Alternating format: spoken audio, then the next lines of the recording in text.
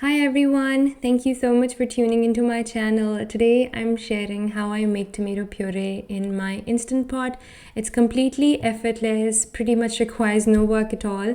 And I'm also going to share how I freeze them in pre-portioned cubes so that I know how much I'm using. And the only ingredient that you require are tomatoes. I'm using 12 large slicer tomatoes. You can use any kind that you like or any kind that you find on sale at your local grocers. This was around 2.6 kg, so roughly 2.5 kg would be good. And all I'm doing is cutting it in half, and then we're going to start the process. But before that, please do consider subscribing to my channel and giving this video a big thumbs up. So the cut tomatoes, I have them skin side up so that I can easily remove the peel.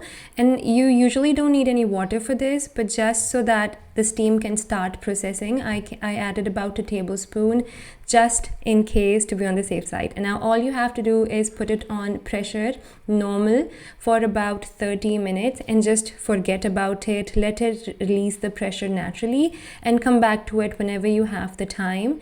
And it's gonna look something like this. My tomatoes did release a lot of moisture, so I will remove about 3/4 of that, because the more moisture, the more water there is, the more time it's gonna take to reduce. So at this point the tomatoes are fully cooked and the peel, it's very easily removable. Now I'm putting my Instant Pot on saute mode for around 30 minutes, and I did remove the moisture, the 3/4 of the water that I had, because I don't want it to take another hour for me to reduce.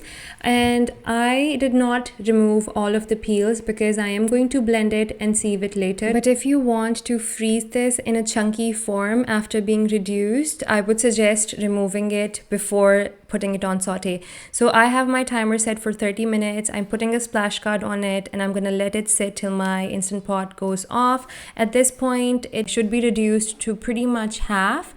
And this is when you can let it cool down and either puree it and sieve it, or you can freeze it right away in a chunky form, whatever is convenient for you. So this is how it looks after being pureed. And after that, I'm going to pass it through a fine mesh sieve, which is completely optional. But if you want that really smooth, seedless tomato puree, I highly recommend doing it. But even when I'm in a hurry, I skip the sieve completely and freeze my tomato puree with the seeds, since I don't mind them. So once you have passed it through the sieve, you should have a really nice, luscious, thick, ketchupy sort of a tomato puree. And the 2.5 kgs of tomatoes gave me about 4 cups or 12 servings of 1/4 cup if I cut them into 12 equal rectangles or squares. So to freeze, I'm using a rectangle tray instead of ice cubes, because ice cubes take too much work and also they get tinted really easily.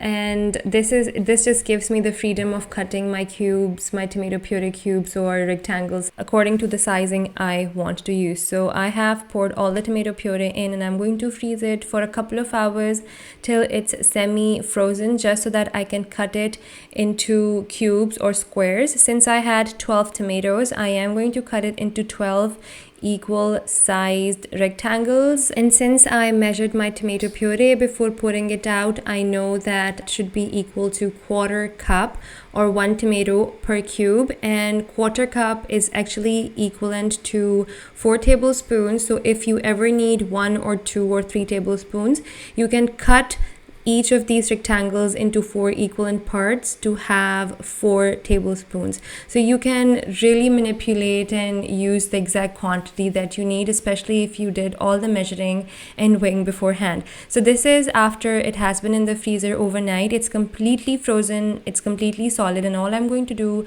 is put it in a Ziploc bag or a freezer safe bag or box, and I'm going to use it whenever I need tomatoes for any recipe or any dish. You can keep them in the freezer for 1 to 2 months easily, or till you're out of them. You can make them in a big batch, and this definitely makes meal prep and cooking faster and easier because you don't have to wait for your tomatoes to cook and reduce. So that was all for today. I hope you guys enjoyed this video and this recipe. Do try it out and let me know how it works out for you. Until next time, the Homemaker Baker over and out.